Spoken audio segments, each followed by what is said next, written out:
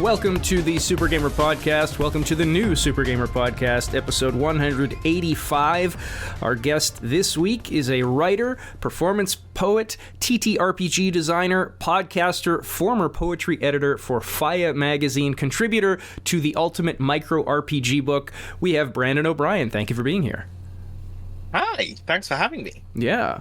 So let's start with a bit of a silly one off the hop here, but on Patreon, people can pay to have you tweet out anything within reason. What's the wildest thing you've tweeted through that? So that's the thing, right? The very surprising thing is very few people have ever taken me up on that, and I'm actually very disappointed. It's like, I want someone to, get me to embarrass myself, and no one does it. I think I've only tweeted twice for folks at that tier, and both of them were just like, I have a short story coming out in a magazine. Can you please promote the thing? I was like, I was gonna do this for you for free because the story is good. Can you ask me to do something else? And then they never responded again. So hopefully at some point in the future, I want to make a bigger deal about that for new subs. My Patreon hasn't grown that much yet, but if anyone is willing for $4, I will say anything embarrassing up to 280 characters on Twitter. All right. Hopefully somebody hears it and takes you up on that. Yeah. So you got accepted to the 2024 Tin House Winter Online Workshop. What's most exciting about that for you? I think it's just the fact that I haven't been in a space surrounded by creative peers working on things in quite some time. Workshopping used to be a big part of my poetry experience when I was very, very young. It was very good and refreshing to be in a room full of other poets, reading work, discussing each other's work, helping each other grow. And I kind of miss that. And I'm very excited for the possibility for that to actually get me to finish a novel at some point. But also, it's just... if you are in the literary community, there is a heavy discussion about how workshops work and whether they're actually beneficial and if they actually serve communities ideally. And in my own experience has always been, when you're with people who all know what the goal is, that's supposed to work. And I mean, there's also a matter of, are the processes genuinely healthy and respectful? And I think that, based on what I've seen so far, Tin House is working very hard to create a space that is very inclusive and very respectful. So I'm hoping to actually get into the workshop and see what that looks like, because that process won't start until February 2024. But I'm excited to just be surrounded by other people and surrounded by other people's work and finding the things that are good in those people's work and hoping that they can help me polish my own work in that exact same way. People underestimate how social writing is. There is this public perception that the creative industries, and especially writing, are primarily solitary, and they're not. And I kind of want to get back to the social aspect of being in other people's space, discussing work widely, and getting to the meat of what other people's work can do. Yeah, as far as you mentioned, hopefully you're writing a novel. I mean, you write all sorts of stuff. We said games, poetry, you've got flash fiction, nonfiction. And in your poem, Time and Time Again, in Uncanny Magazine, issue 15. I love that one. That one really stood out for me. It's a beautiful story of losing a loved one and the grief around that. And I know this is in no way the point of the poem, but something that stood out to me is when you describe being in another universe and taking that version of you, their place, to be with your loved one again. And the reason it stood out is when it comes up in media, this concept, for some reason I'm always honed in on, in Into the Spider-Verse, for example, Kingpin, his whole motivation is he wants to bring his family from another reality into his world because he lost his family. My question for you, is an alternate reality version of the person you love still the person you love? See, that's the thing, right?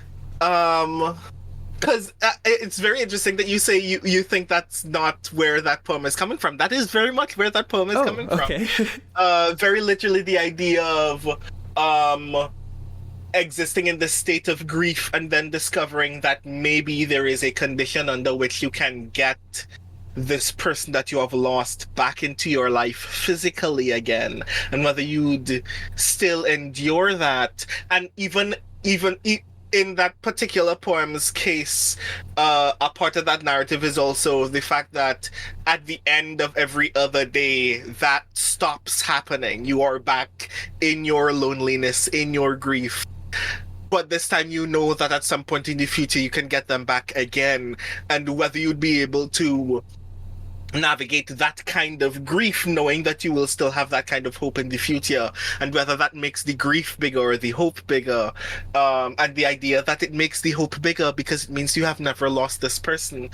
And I do think, like, part of the drama of asking yourself that question is the answer kind of doesn't matter. It's how you feel about seeking the answer that matters. It's very much like, and this is obviously the point of the metaphor in the movie Inception, but it's a very good metaphor, so I'm going to use it. It's like the fact that at the end of the movie, when Cobb turns his totem, the movie stops before we can see whether it falls or not, because it doesn't matter to him whether he's in a dream. What matters to him is that he has his family. And I do think that for most people, I think, if I'm perfectly honest, even for me, even if I knew better, there would be a part of me, there's a part of everyone that would go, if I get to have this thing, and this thing is as real as it can ever be, then it is just as real as if it weren't a dream or a memory or me going back in time or me going to an alternate universe. Because what matters is that I am happy. That's why we do the things that we do. And I don't think we can judge anyone for wanting that, even if they know better. Because sometimes not having that happiness is disastrous for us in a way that, unless you know a very good therapist who can work in 1 or 2 sessions, that's the kind of thing that we need in order to go on. And I guess that poem is kind of about describing that kind of energy. How do you respond to that feeling of knowing that this thing is strange and not supposed to be happening, and you know that this person is gone, but at least just for you, they're never gone, no matter how weird that might be. There's a part of me, I think, that would nag, like, I would feel simultaneously, well, if I'm willing to love this version, like, I'm betraying the real version. But then on the other side of that is I love them so much that I'll take what I can get, right? Yeah, right? And, like, I guess, like, one of the things in alternate universe fiction that I think about a lot is, in that universe, there are rules that we don't necessarily know. Like, everything is always playing out in ways that we can't possibly fathom. And I'm thinking about this in part because, interestingly enough, the novel that I'm working on for the Tin House Workshop is actually a time travel alternate universe story that is much darker and like more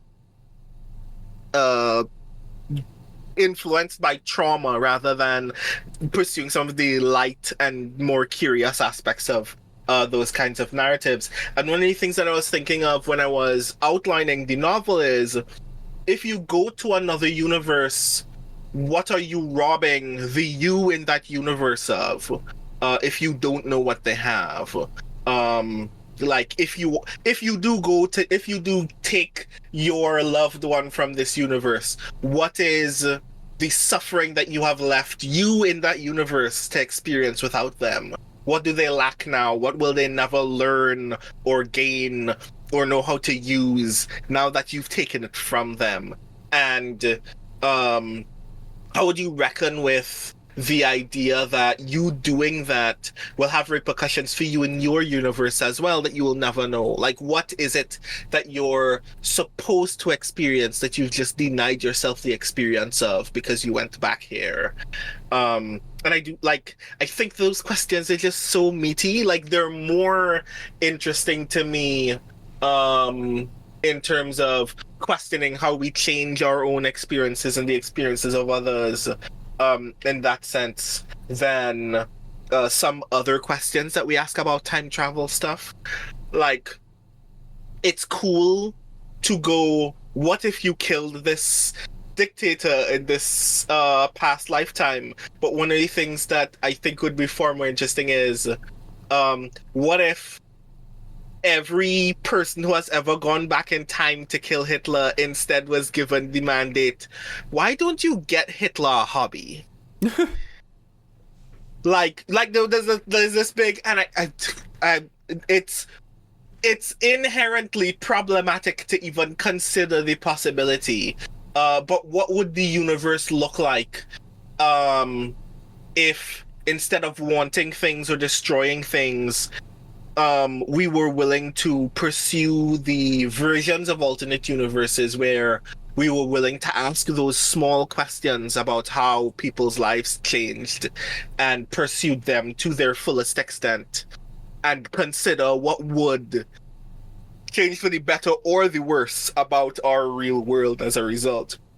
Because the fact of the matter is, there are versions of that universe where even the cruelest dictator, when you give them something beautiful to think of, they will see that beautiful thing as proof of their power rather than proof of goodness. And then you just made that guy worse. And you'll never know, but are you willing to ask that question? And are you willing to think very deeply about all of the things that might come from it? So you've done flash fiction for major brands like Starfinder, Pathfinder, Magic the Gathering, and I've had a guest on before who also did sort of branded fiction, and I'm wondering, I asked similar questions of them. I'm wondering how much of that is assigned. Like, do you get to pick that you're writing about Quinn for Pathfinder, or do they come to you like, hey, we want a story for Quinn? So if I recall correctly, the Quinn story, they did pitch that to me. They were like, we wanted to do iconic encounters. We need a Quinn encounter. Can you do a Quinn encounter? And I was like, yes, this is rad. Which is interesting to me because I was aware of but hadn't played Pathfinder yet. And of course, the Iconic Encounters series of flash fiction came just before they put out the Advanced Player's Guide. So I was like, I think it's really cool that there's this fully Sherlock Holmesian detective in this universe using immense powers of deduction to solve what should otherwise be problems beyond our mortal imagining. I really want to write a thing about this. And they were like, okay, cool. Here's some stuff about Quinn. Here's some stuff about the investigator role in Pathfinder. Just read those things and imagine a circumstance. All of the other plot things are more or less yours. It just needs to be true to the mechanics. You can't have him do things that he cannot do in the game. And the image that is in the flash fic, they were like, this is the image that we're going to use for the flash fic. You can draw on it and all of the stuff that is influenced by it as much as possible. And they gave me those stuff to read as well. And I was like, this is cool. I don't need to make up much more than this. They just need they're essentially hiring someone to make the words happen. Like, they already know, for the most part, what the meat of that action is, and they don't really need to tell me any of those things either. They know what the source of conflict is, etc. They just need someone to actually manifest it into a story, and that's very exciting for me as well. Interestingly enough, though, the experience for Magic was somewhat different, like largely different. Um, because when they messaged me about writing for Zendikar Rising, they knew large parts of the world. They knew that uh they wanted stories to make room for discovering some of the new stuff that had been revealed about Zendikar. So the story had to include some part of that, but they were more or less eager to discover what people thought would be ways that would be uh, possible in this story. And I immediately went, Zendikar is one of my favorite planes in Magic. There is a character here who I absolutely positively want to do a thing with. And that's how that story manifested. That it was less about, for me, it was less about fulfilling Wizards' goals of making sure that we describe the Skyclaves and how we get there and what you can find within them, and more about Anawan hasn't had a story in ages and has been having a hard time for years. No one likes him. Everyone's trying to kill him. Can I redeem this guy? Can I turn Anawan into like a scholarly dork again instead of an evil vampire? And I was like, yeah, sure. And like they asked me no questions about it. There was no, like, people think that working on some level with IP is a lot of meddling, because we hear a lot of stories about executive level meddling and all in bigger kinds of IP projects. But at least for this, and probably because I wasn't doing like the major story for Zendikar Rising, where they probably had a great deal stricter goals, it was very much, we wanted to see the kind of story that you would write given all of these other narrative constraints. And I immediately knew what that goal was, knew what I was interested in, and just kind of fulfilled that as deeply as possible. And the only times they came back to me were deadline stuff, or making sure that I knew what was happening in the images that they sent me, so I didn't like accidentally give someone a tentacle where that was just a worm that was crawling on their back, which was a thing that happened in that first draft of that story. It's like, cool, grand. I like working like that is actually very inspiring, knowing that the people who own the IP still trust you as a storyteller is actually really inspiring in that workspace. And I'd very much like to do it again, especially for Wizards, because Magic is a big part, a big thing that I enjoy, and I'd like very much to do that again. Right, you basically answered. I was going to ask, Magic in particular is such a vast universe that, like, how do you even begin to research a project like that? But it sounds like you already knew all about it. Oh no, like, Magic was very brief. I mean, it still is a very big part of my nerd experience. But when I was very young, it kind of it was like the only hobby I had, which is also very weird because I couldn't very much afford it myself.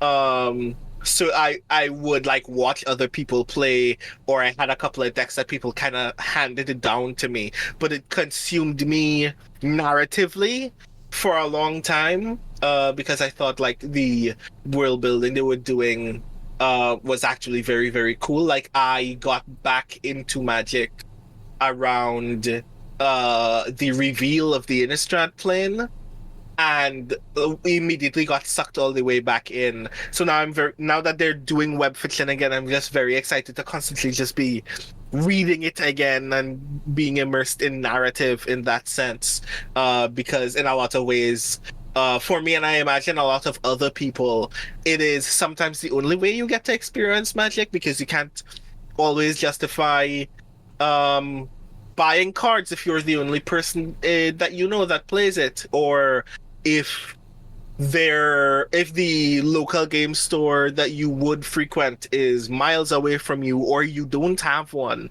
Sometimes the narrative is the most engaging way to be a part of the community still. Yeah, when I was in high school, I think that's when I started. All of my friends and I, we got really into Magic, and it was right around, I don't know what world it was, but like artifacts were a big thing, like living artifacts. And I had a blue deck because I just loved annoying people with like counter that, discard that. And then years passed, we kind of fell out of it. And now I really regret I sold those cards. And of course, now it's come back. All my friends are playing again, and I don't have any cards. Yeah. It's a hell of a thing. Like the big thing for me, like one of the few things I talk about a lot, but like it's not like a big thing because a lot of other people have better, richer experiences actually getting to play Magic. But there is only one, as far as I know, only one local game store where I live in Trinidad and Tobago, and it is like 4 miles away from me. And is not available by public transport. So the only times that I've gone there are because a friend was like, "They're doing an FNM. I will come and pick you up in the early morning so we can get there before the shop opens." I'm like, "Homie, this is a lot of energy for some people." But like, I cherish all of the ways that I can engage with Magic precisely because it is so weirdly difficult for me, and I still appreciate it. And one of the things that I kind of want very badly for Magic to have in the future is for it to become more accessible in that sense, which is a weird thing to say about such a large brand, but for more people to have an opportunity to enter tournaments, or for Friday Night Magic to not be tied to a physical location and give more community-based kind of grassroots communities the opportunity to take hold of some of that without having to be beholden to the shop where you can buy the cards, would be very good. And in lieu of that, I just kind of really enjoy just sitting in front of my computer and reading what these characters have been doing while I was gone. I know you've said that historically you are bad at Yu-Gi-Oh! Are you good at Magic?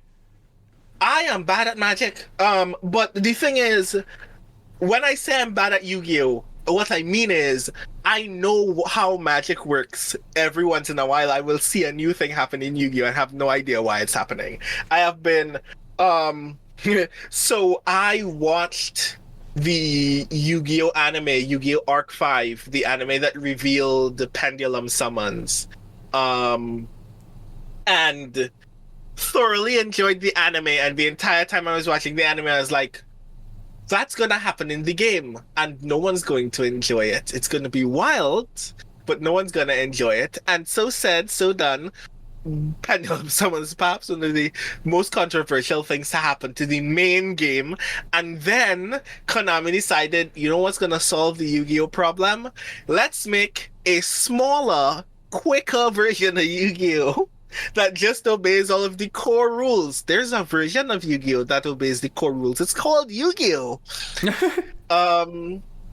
And I feel like, and this is not me mocking it, obviously, I feel like there is a level of...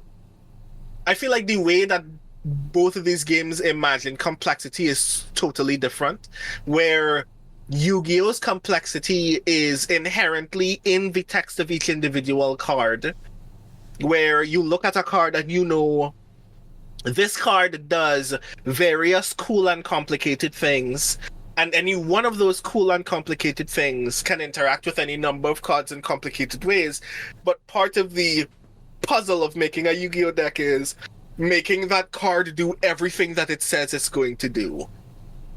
Whereas Magic, the complexity is always in the interaction between individual cards, such that when a Magic player sees an individual card, they already know the engine that is made of that card and dozens of other cards like it or that will play off of its effects much more easily and much more closely than I think a lot of Yu-Gi-Oh! Is built and designed to be played as.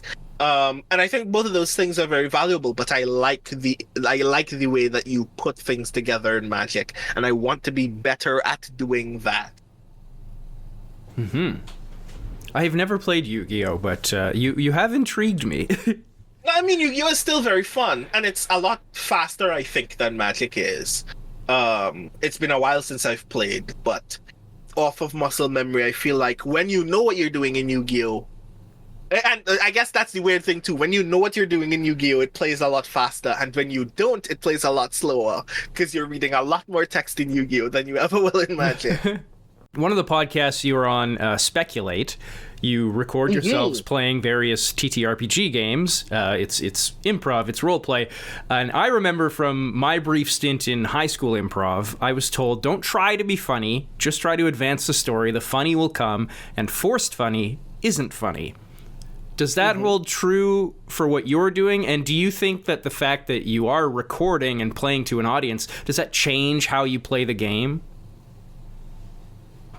Well, first, I do think playing for an audience does change that somewhat.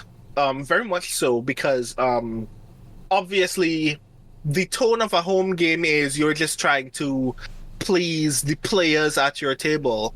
But when you're making quote unquote content, when you're making media first for an audience to consume, that audience's reaction to the work is also important.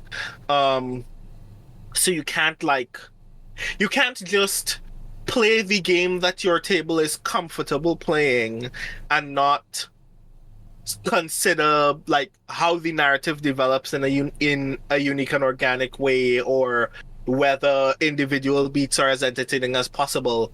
In part because you can't ask your players to play up to those things, because the dice will decide what it wants to do. But also because you're making a piece of media. Like, its goal is to be entertaining. But I do think that ultimately that thing is still true. And the good thing about Speculate, the part that makes Speculate easy is, Speculate as a podcast has like the built-in premise that all of our players and all of our GMs are writing professionals. They're novelists, they're publishers, they're editors, people who are in the industry, people who know how stories work. And the inherent assumption that we're making when we play is we know how stories work so well that if you put four or five of us together and just ask us to tell a story, we will, and it will be engaging. And that's kind of borne out as well. And I guess one of the things that, like, the parallel to me of that kind of advice is, I like, especially GMing a series of RPG play where some level of surrealism is taking place, where things are weird and off kilter. I've described it to my co-hosts as we always turn left at Twin Peaks. And that is the thing that engages me very much as a writer and as a GM. But you also can't force that. You can't just put weird things in situations for weird things' sake, because the narrative still has to pay off. You still have to fulfill characters' desires and obligations. You still need to put them in situations where that character feels challenged and that player feels like they're fulfilling a challenge that they're really interested in. So, like, rain can't start falling upwards just because there's no action in the scene. You need to know how things are narratively connecting in that way.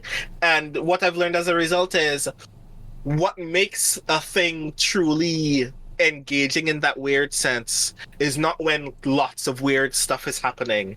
Is that when you set up a world where weird things can happen, the weird thing happens precisely at the moment when the stakes are either already very high or so low that introducing something weird will suddenly ramp up the stakes in a way that is emotionally fulfilling. And like I try to be as restrained as possible, because sometimes it's just like weird stuff happening. But I try to be as aware as possible of what this character needs and what the player needs to feel like they're generating the energy that they want in that scene, because I've had a lot of experience being around people in theater that I know that performing to a Zoom call is not the same as performing on stage, and finding ways to generate energy as a performance is separate from relying on the energy of the audience knowing that they're feeding back to you. So I'm always tiptoeing around all of those things as carefully as possible, but I've discovered that moderation is the key to maintaining them. Cool. So speaking of TTRPGs, or games anyway, on your itch.io, you've self-published, I want to say 15 games at this point. Is it really that much? Jeez. I think it's 15 with a 16th, Hero Revolution, I believe is on the horizon. Yes, it's coming soon. It had its first playtest at Big Bad Con. First off, you compare it to Kamen Rider, which I am unfamiliar with, but it does sound similar to me like a Power Rangers or Reboot, like in the sort of like you're a regular person, but then through a transformation you're a superhero kind of deal. I like, personally, as an aside, so I'm a big fan of Kamen Rider. Anybody who knows me knows that this is a big part of my brain. I literally co-host a podcast about Kamen Rider with a writer friend of mine named Diori Kisano. The name of the podcast is Righteous Kicks. It always flatters me first and foremost when people's first touchstone for Kamen Rider is Power Rangers. Other Kamen Rider nerds would be very mad at you, but they're obviously in the same family. They were originally created by the same writer, Shotaro Shinomori, who, if you aren't aware, is the mangaka who is responsible for Cyborg 009. So I like, one of the reasons why I'm always very pleased when people are like, well, I still know what this is because I know Power Rangers, is because there is like a depth of engagement in Kamen Rider in particular, which is like a touch darker than Power Rangers or Super Sentai typically are. Typically a great deal more individualistic and plays more to the relationships individual characters have with their powers rather than a small group of people and their relationship as a group. So all of those things are things that I'm hoping to like pay off in the game. But yeah, I just like, the Hero Revolution is still very much in process. That Big Bad Con playtest did reveal a great deal about how I want the game to work. But one of the things that I think it did reveal as well is one of the things that I dig a lot about Kamen Rider as a show is, even when there are multiple transforming heroes in that show, it is never about what are we all going to do together to resolve this problem. It's always what are our individual relationships to this problem and to the power that we have, and how do we reconcile those things in groups of 2 or 3, and how does that reconciliation confirm our shared beliefs as a group, rather than the Power Rangers sense of someone has already confirmed what our values are and we are just here to perform to those values, which is again not a knock to Power Rangers, but there are two very different kind of heroic dynamics, and I'm trying to play specifically to a kind of energy in Kamen Rider in that sense. I think that's an interesting thing to keep front of mind, because the only TTRPG that I am familiar with and play is Dungeons and Dragons, and my GM is awesome, great writer, brilliant at running a game, but I do find and this is probably more on the players, but we do have that problem of like, at some point we just sort of need to pretend that it's like, oh well, of course we're all going to go fight this together, when our individual motives might not aligned with that. Yeah, like, and again, Dungeons and Dragons is a very good game, and it's not like inflexible in this sense, that it's impossible for someone to tell more individualistic stories with Dungeons and Dragons, because obviously it comes down to what do your players want, and how can your GM perform those things for you. Um, but it's always so very interesting to me, that sense of you are a party and therefore your goals must necessarily be aligned, which is rarely, if ever, true of most fiction in general.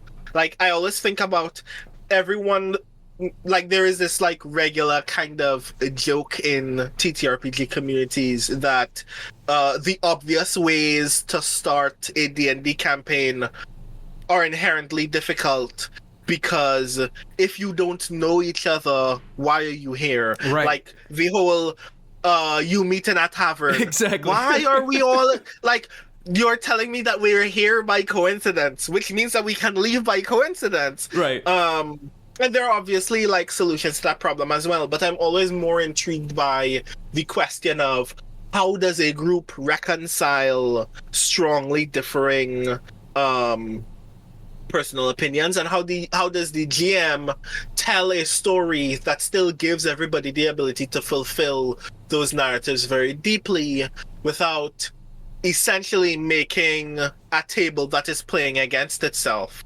And that's not hard, and I don't think it's hard in D&D either. I just think that D&D emphasizes narratively that its goal is you are working towards a shared journey, which is good, but I'm always fascinated by telling versions of that story where maybe the journey is in the same direction, and maybe even everybody is getting the exact same way, but they're getting the same way at different speeds or for different reasons.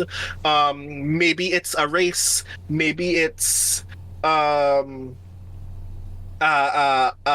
ideological contest about who is right in this instance, and what decision to get to that end goal is more ideal than the other, or will just win regardless. And how do you empower people in TTRPGs in general to be able to perform that without feeling that at the end of the day that you have wanted to tell a kind of story and all of your players are walking over you instead. It's why I think I gravitate a great deal more to some other kinds of story games where obviously there is a group and obviously their goal is shared, but the entire drama of the play of the game is how do we reconcile our differences in order to get to this goal. I got into TTRPGs because I was lucky enough to be one of the first cohort for Avery Alder's Emerging Designers Workshop at the exact same time that she was working on Dream Askew and Dream Apart with Benjamin Rosenbaum. And one of the things that I adore about that system for those games is you are defined as a community first and foremost. In Dream Askew, you are in Dream Askew and Dream Apart, you are a member of a community that is attempting to survive hostile circumstances coming at you from all around, and each of you is still an individual person making individual decisions shaped by your own experiences, your own traumas, your own goals. And even if all of you still want the community to succeed, you all think about that success in different ways and will inevitably clash. And the story is, well, we know that you're going to clash. How does the community still succeed after you're clashing? And I want to tell more stories like that. I want to be more engaged in that mode. And I do feel that even though Hero Revolution is very much not like that, it is drawing specifically from series in the Kamen Rider franchise where the multiple protagonists in that show are all people with completely different goals and completely different motivations and can still look at a bad guy at the end of the day and go, you are a bad guy. It doesn't matter why I'm defeating you. What matters is that you must be defeated. And I kind of want to play with that as much as possible in that. What about, you have an interesting dice roll mechanic as far as the risk system in the game. Do you consider dice rolling a part of the storytelling, like how you do the dice rolling? Like, why not just go with the D20 style and be done with it? Well, first, it's because the D20, in my opinion, is the least intriguing die physically. Like, I think a lot, like, a part of me is driven to dice. Like, if you are big in TTRPGs, there comes a point where the hand feel of dice is intriguing and engaging all on its own, and especially if you're on the autism spectrum, I also imagine that the tactility of certain kinds of dice are also all immediately very engaging. So I think a lot about not just how holding dice is supposed to be a very stimulating and engaging act in itself, and how do you give people as often as possible moments where they're just kind of fiddling with something because they know that it's gearing up to something, that holding dice in your hand is an act of anticipation towards a future act. Every time you roll a die in an RPG, the moment before it settles is the moment in an action thriller movie where the camera starts slowly zooming in on the bomb that has 10 seconds left, and your result is whether that bomb's gonna go off or not. And I always want to create an experience where just before the die settles, there is a moment where that story can still change again.